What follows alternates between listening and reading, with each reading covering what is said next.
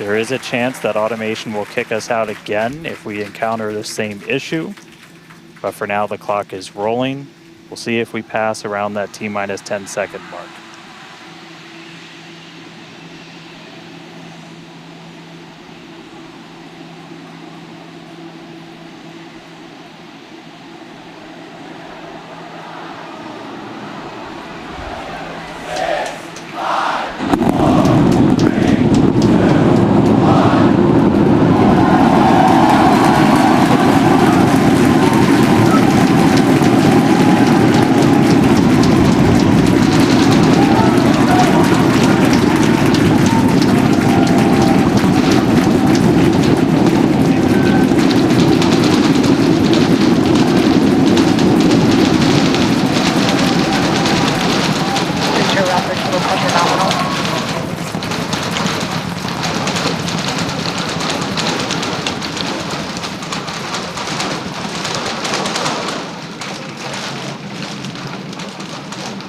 T-plus 40 seconds, it's one hell of a sight from here. We see it arcing right over top of us. We see 33 out of 33 Raptor engines lit on Super Heavy as it starts to ascend skyward.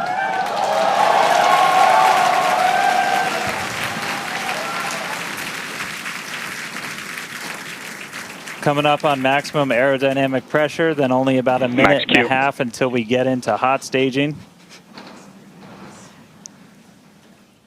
Wow, Dan, that was incredible. We could feel the building shaking here, feel the vehicle's power. Now we're just about a minute away from shutting down those engines on the booster. Again, this booster is flying for its second time today. All right, so hot staging coming up a little under a minute. We're going to see all but the 3 center engines turn off on the booster. So our version of MECO, most engines cut off. And then just a few seconds later, hoping to see 6 engines ignite on ship to push it away.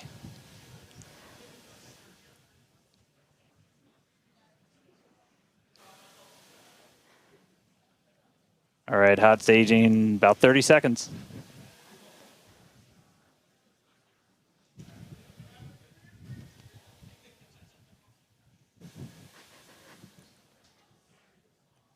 And definitely keep an eye on which way the booster flips. First ever directional flip we're going for today. Should flip straight up.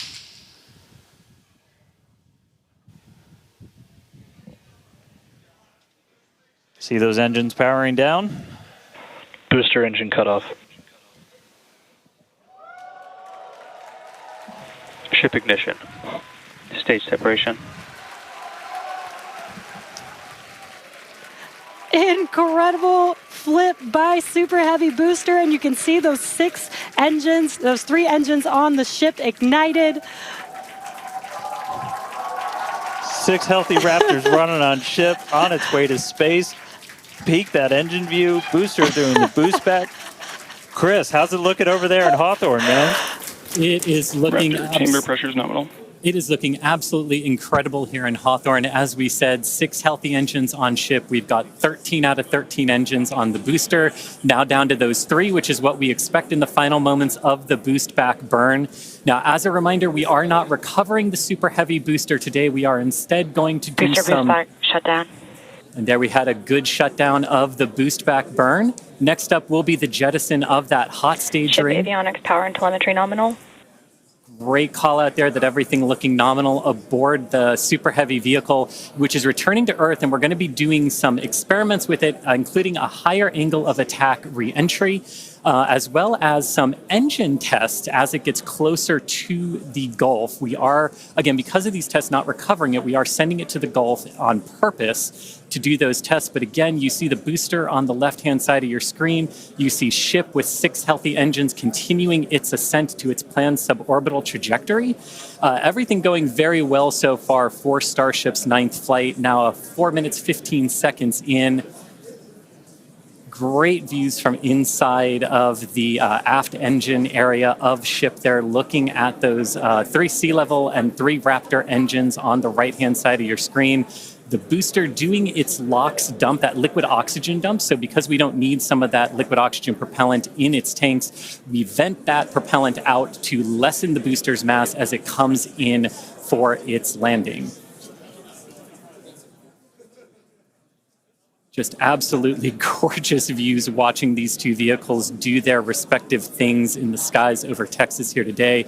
And Dan, we're approaching the 5-minute mark into the flight. Super Heavy is descending rapidly. What can we expect here in the next few minutes as it does its atmospheric tests? Yeah, now as we had talked about, Super Heavy might not have a very smooth ride down. We're going to be putting it through this higher angle of attack. So we're kind of pitching it up a tiny bit, increasing drag. We've done this in wind tunnels. We've done this in computer modeling. It shows that sometimes the control isn't great, but only one way to really prove it out, and that's to get real-world data. So here comes Super Heavy. It should be igniting for its landing burn in just about 40 seconds from now. And we are going to relight 13 engines, then bring that down to 3 engines. As we talked about earlier, we will be intentionally shutting down.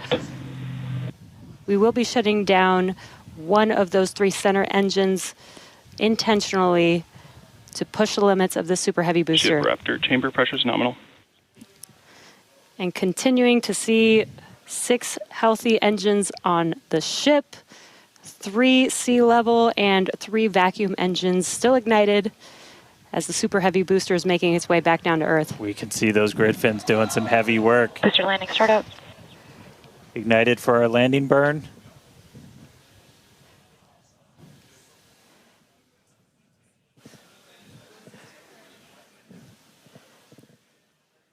It may have ended with that landing burn. Does look like we lost telemetry from the booster once we started into that landing burn. Did you hear confirmation that the booster did demise?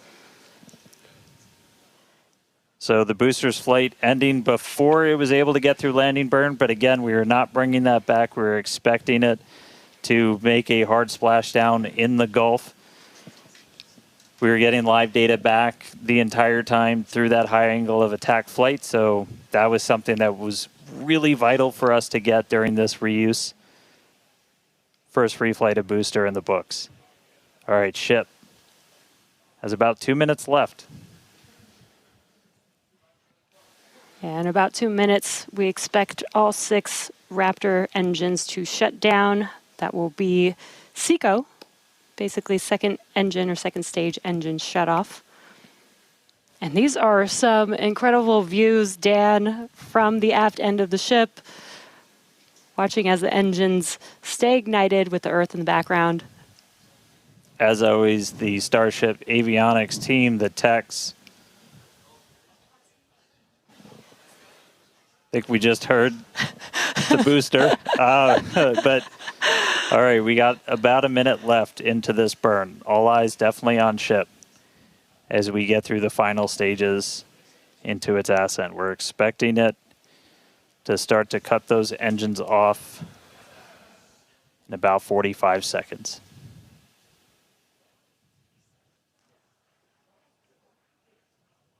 Terminal guidance.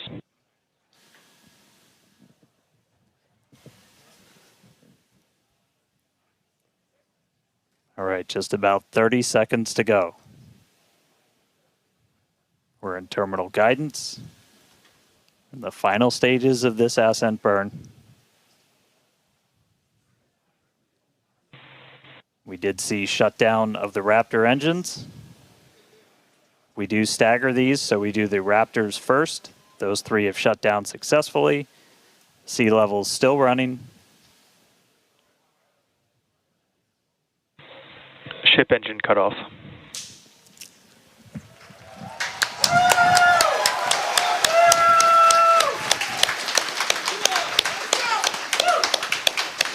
Ship Ship engine Nominal cutoff, insertion. the three most beautiful words in the English language. And great call out that we had nominal insertion.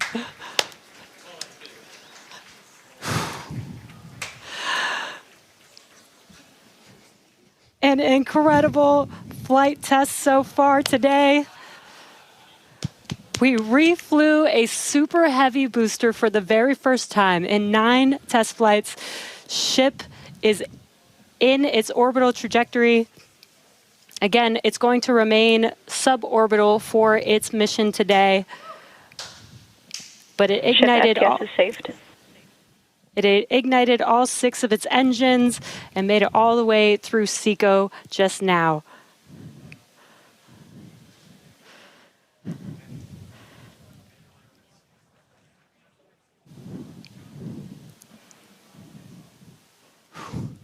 What a moment.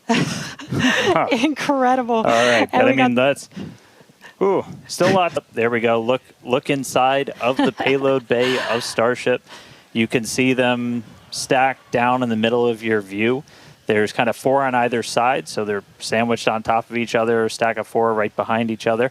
And then we're going to pop the door open. It's on the right side of your screen, so we'll see that open up and then start firing those Starlink simulators out into space. We are expecting the payload door to open in a little over a minute from now. And then once that payload door is open, about a couple minutes later is when we will start dispensing those Starlink simulators. That's a What a view great right view. at the bottom of the stack. So should be able to see them kind of firing out from right there. So really cool. And eventually these are going to carry dozens of the next generation of Starlink satellite into space, and those are going to enable some truly insane things in terms of speeds from space and what we're able to do. Starlink's been really great for Starship, obviously. Getting live video back is really cool, but just the amount of high-speed telemetry, everything we're able to get back is insane. And for a development program, that's kind of everything.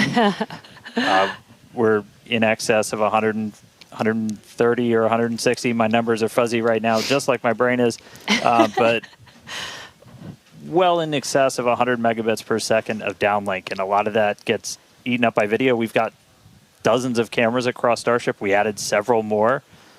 For this flight, you saw a couple of those as we have essentially 360 degrees. Oh. Open the pod bay door, Hal.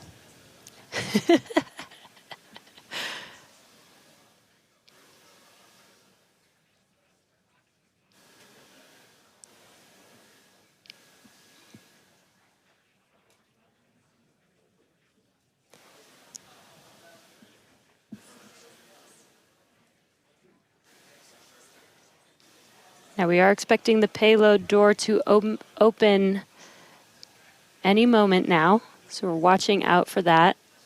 Again, you're looking at the inside of Starship as it's suborbital.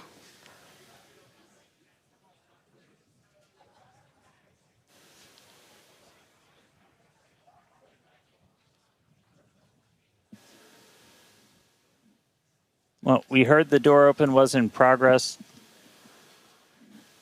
It was unable to actuate all the way open, so they are going to close it back up.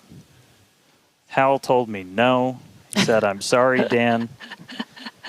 Can't do that. Looks like we won't get the door open today. But that's okay. This is obviously a test we want to be able to do before we're deploying full-on Starlinks. But the real focus for this, now that we are in space, is getting to that reentry. That is the most critical phase of Starship that we still have to prove out.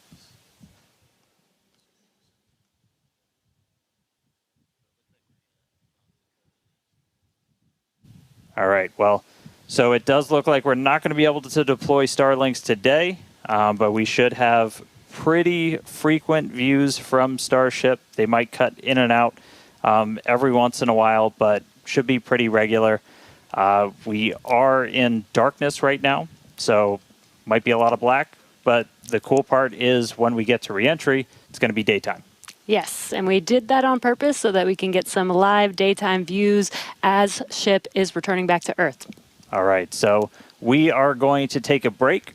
Enjoy these views as we get them. Enjoy the tunes. We'll be back in a couple of minutes when we get ready to relight one of those Raptor engines on orbit. See you soon.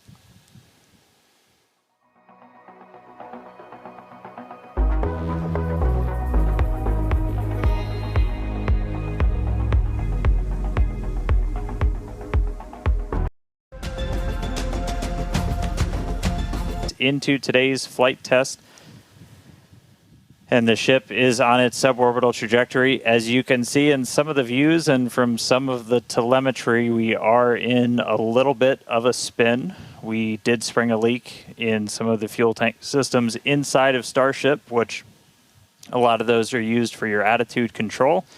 And so at this point, we've essentially lost our attitude control with Starship. We are still on a path toward re-entry. We are suborbital, so no matter what, we are going to enter. However, this lowers the chances for it to be a controlled re-entry. So if you think back to Flight 3, when we had something similar happen, just the end symptom of a loss of attitude control, we were in a roll by the time we hit re-entry. So we are going to re-enter. We should hopefully still have views. The Starlink satellites are pretty robust to still maintaining contact. We've got 4 of those terminals on the vehicle, and they're pretty robust to maintaining contact even when we are in a spin, essentially. So we should hopefully continue to keep live views. It's going to still be dark until we get a little bit closer to entry, as we are a little bit, we're coming up on Africa. I believe we do swing just to the south of that continent. And by the time we start heading out over the Indian Ocean, we'll start heading into a sunrise. So, not looking great with a lot of our on-orbit objectives for today, where we were hoping to do the PEZ deploy and relight an engine, and then really importantly, get into that controlled entry to really put the heat shield through the ringer. Nonetheless, Starship marching forward towards that re-entry over the Indian Ocean. So we'll continue to hang with it and give you any updates as things continue to change.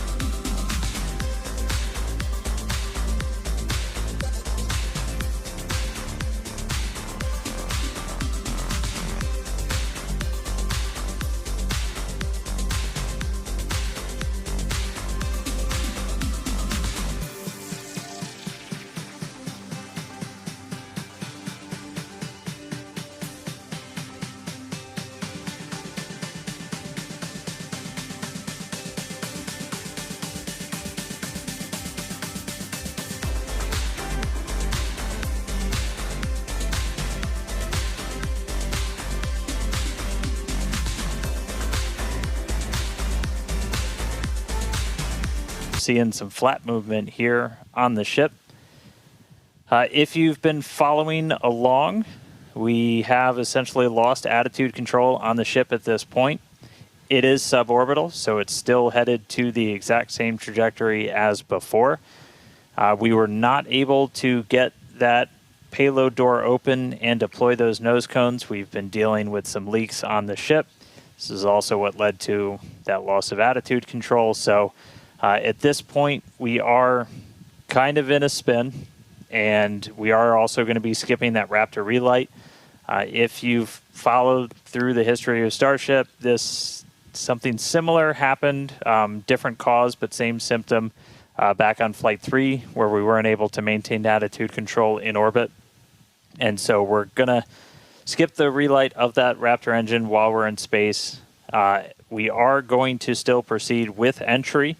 But as we are not able to control the attitude of the ship, as we get into entry, it will enter in whatever orientation it is in at the time, which does not bode well for the ship's heat shield, as we're we're not going to be essentially aligned the way that we want to do for reentry. So it is definitely coming down.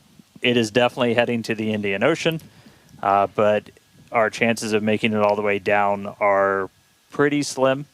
So we'll still get as much data as we can. We're still getting live telemetry, live views from Starlink the entire time, and we'll continue to stick with SHIP as it continues on. We are about 10 minutes away or so until we start getting into entry, and the light will start to pick up as we cross the Indian Ocean, and we'll start to see a little bit more daylight, and we'll, as always, as long as we maintain that comm link, get some plasma on the way in and start to bring the Starship back through the Earth's atmosphere. So that coming up in about 10 minutes or so.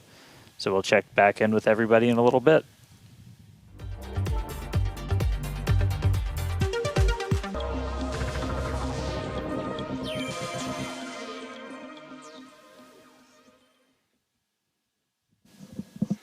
All right, so we are 42 minutes and change into today's flight test. You're seeing the light show start as Starship is getting closer to its reentry. If you're just tuning in, we were able to successfully make it to orbit, run into a couple of issues as we've coasted to our entry point over the Indian Ocean. At this point, we had lost attitude control of the ship and entered into a spin. The team made the call to do what's called passivate the vehicle, so we're essentially venting all of the remaining propellant overboard, and it's going to make an uncontrolled reentry. Important to note, this is a contingency that is planned for, and we clear the zones in the Indian Ocean where these entries could take place. So we're not going to come down exactly where we would have had nothing happened, but we do clear a tremendous amount of space out in the Indian Ocean in the event that we run into this. We understand that there are always risks, essentially, with these flight tests, with the hardware, but we don't really accept any compromise when it comes to protecting people. And it is one thing to note is we will actually still re-enter in our planned airspace zone, which is good. That is exactly what we planned for. You know, we do plan for if something does go a little bit off nominal, that we have enough airspace cleared out for situations just like this. Yeah, re-entry is still just that really critical phase that we need to try and gather as much data, as much information as possible. Is a fully reusable heat shield has never been flown before, the history of space flight, and that's something that Starship still has to crack. And so we had a whole range of experiments on this one at this point, and we just started to lose some of our cameras, so it's very possible that we'll start to lose contact with Starship a lot sooner than we would have if it was a nominal reentry. So we are expecting it to break up essentially on its reentry over the Indian Ocean. So not able to do a lot of our on-orbit objectives today, but just the fact that we, got it into space was just a really big moment for a lot of the team. Yeah, and another thing to note is that Super Heavy did fly for its second flight today. It first flew on Flight 7, and it made it all the way to our shutdown of all the engines and stage separation, getting ship into its suborbital trajectory today. It did ignite its 13 engines, but it did demise at that point.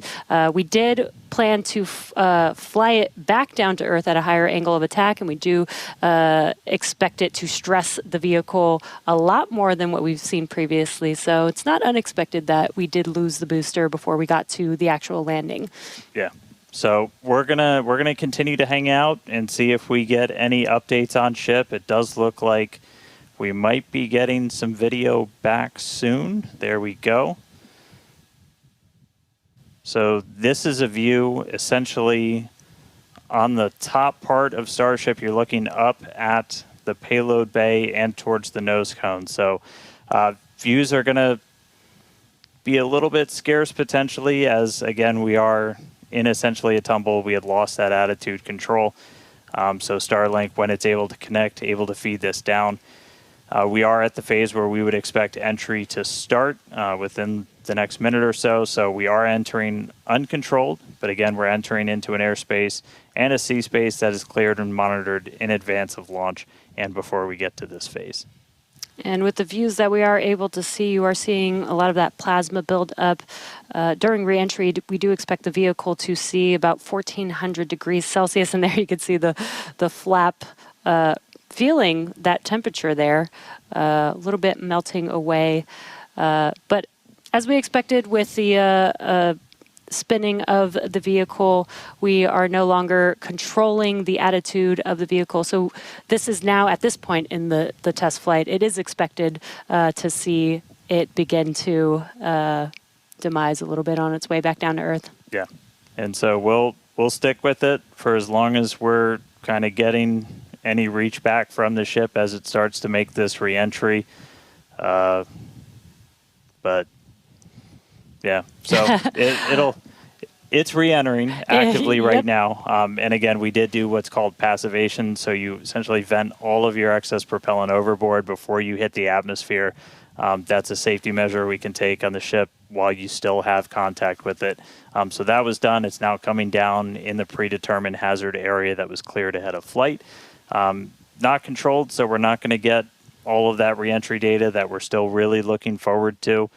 This is kind of a new generation of ship. It has different flaps, improved heat shield, a whole lot of things that we're really trying to really put through the ringer, as there's a whole lot we still need to learn before we get to kind of the next step that we're hoping for, which is going to be that ship going orbital and eventually coming back here for a catch. So getting through one of these fully is going to be really important. It's not going to be today, but we are just going to stick with the ship, see what else we can learn as it makes its way through the atmosphere and brings an end to the 9th flight test. So we'll stick with it.